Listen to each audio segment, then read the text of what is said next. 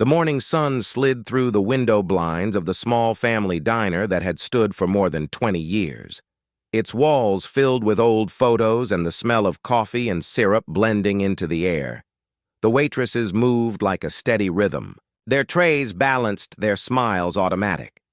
Though behind some smiles there lived stories untold. Among them was Lily, a young woman in her 20s whose gentle voice always carried warmth. No matter how early the shift started, she greeted everyone. The same way with hope hidden behind tired eyes. No one noticed how her hands trembled when she poured coffee, or how often she stared through the window as if waiting for something that never came. That same morning, a new customer stepped in, dressed. In a plain shirt and jeans, his hair slightly disheveled and his posture humble. He took a seat at the corner booth, his eyes sharp and thoughtful, though no one could tell. Behind those calm eyes was Daniel Hartman, the CEO of the very chain that owned the diner he was spending a month working undercover to understand his employees' struggles. He wanted truth not filtered through reports or managers, but through the lives of those who worked beneath the fluorescent lights. Every day Lily approached, with her usual polite smile. "Good morning," she said, her voice soft, though it carried the weight of fatigued coffee. He nodded. She poured it carefully as if the moment itself might shatter if she moved too fast. Daniel watched her hands steady but tense, her uniform, neat but slightly faded. He had seen hundreds of employees across his career, but something about her eyes stopped him.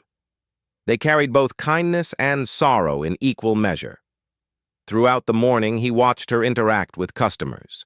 With patience and grace, she remembered names, favorite orders, even little stories from weeks past when an older man spilled his drink.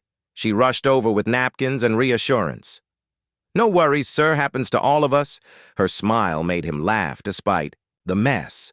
It was effortless kindness, the kind that couldn't be taught through training manuals. When the lunch rush came, the noise filled every corner of the diner. Orders, overlapping voices calling across the kitchen, the hum of plates stacking, and coffee machines hissing.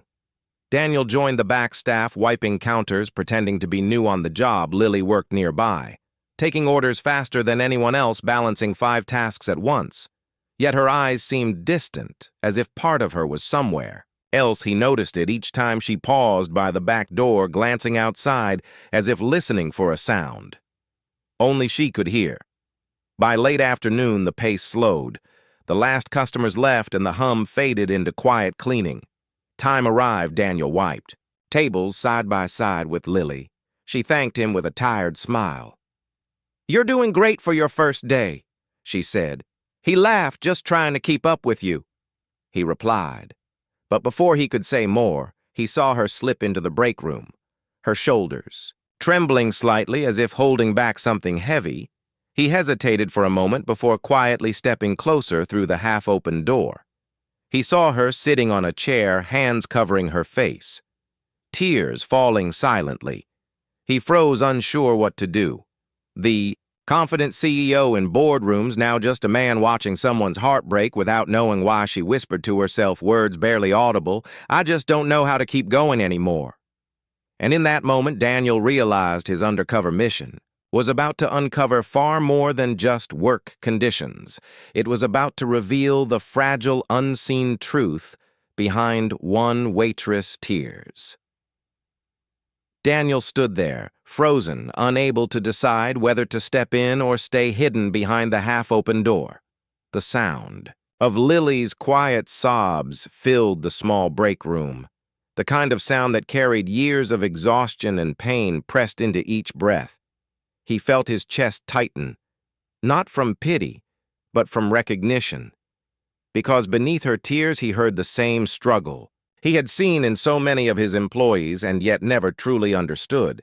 He took a slow step forward, and she lifted her head, startled, wiping her cheeks quickly.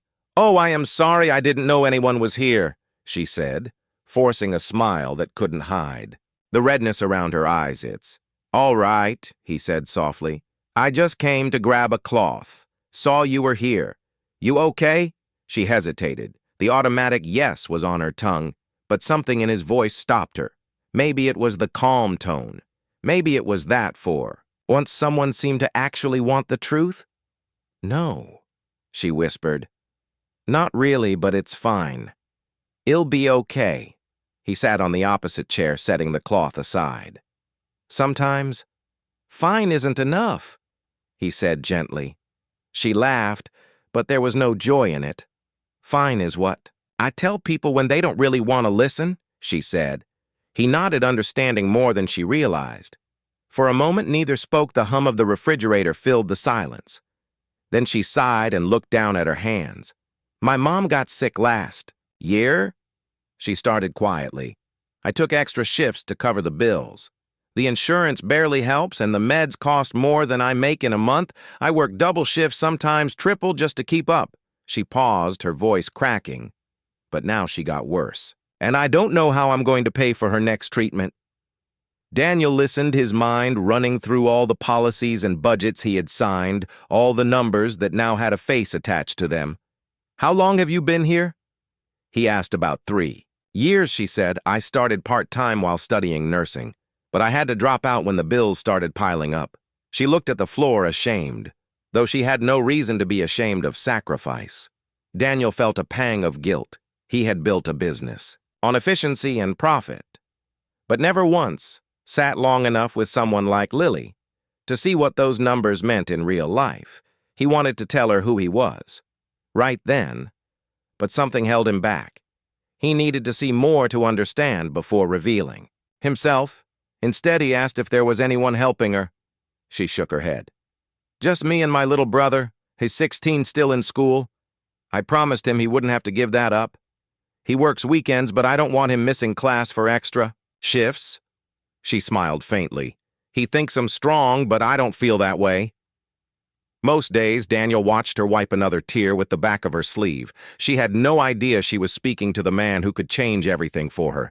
He felt a mix of shame and admiration.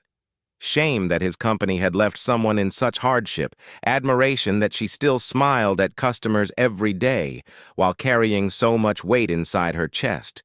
Before leaving the room, he said quietly, You know, sometimes people notice more than you think. Sometimes they care even when you think no one does. She looked up confused, but before she could reply, he stood and walked out, returning to the floor. His mind already turning with thoughts and plans the next morning, would bring something she could never have expected as he left the diner that night, the neon lights flickering above him. Daniel knew this mission had changed. He was no longer just an undercover CEO collecting data.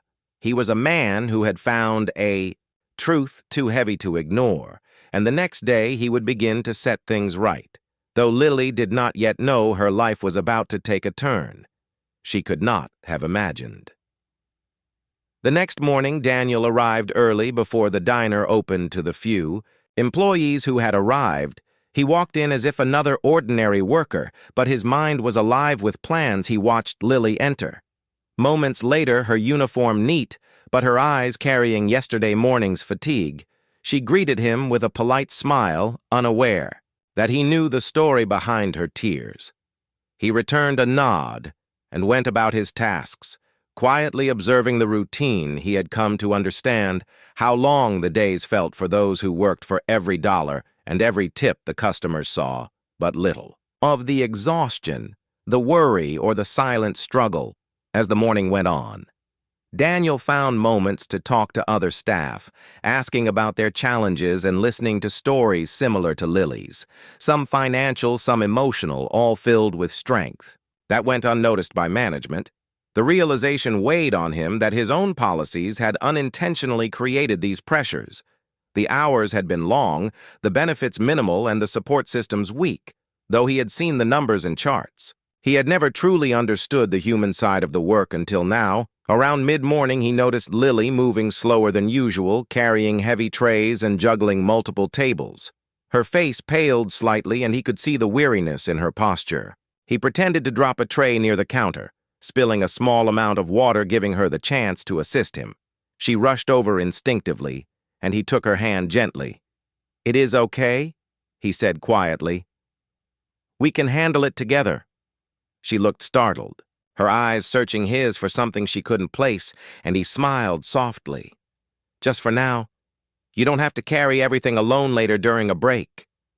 He led her to a quiet corner of the diner, the same spot from yesterday. He sat across from her and spoke in a calm voice. Lily, I want you to know I understand your struggle, he said, watching her expression shift in confusion. For a long moment, she studied him, unsure why this man seemed to know more than any manager ever had. He continued, your dedication and resilience is incredible, and it's time that someone did something to support you. She felt a strange mix of disbelief and hope, her eyes widening. He told her quietly that he was Daniel Hartman, the owner of the diner chain, the CEO. She had seen as a regular customer and a co-worker. The words sank in slowly as disbelief turned to tears again, only this time tears of relief, because the truth she had feared would go unnoticed was now recognized and valued.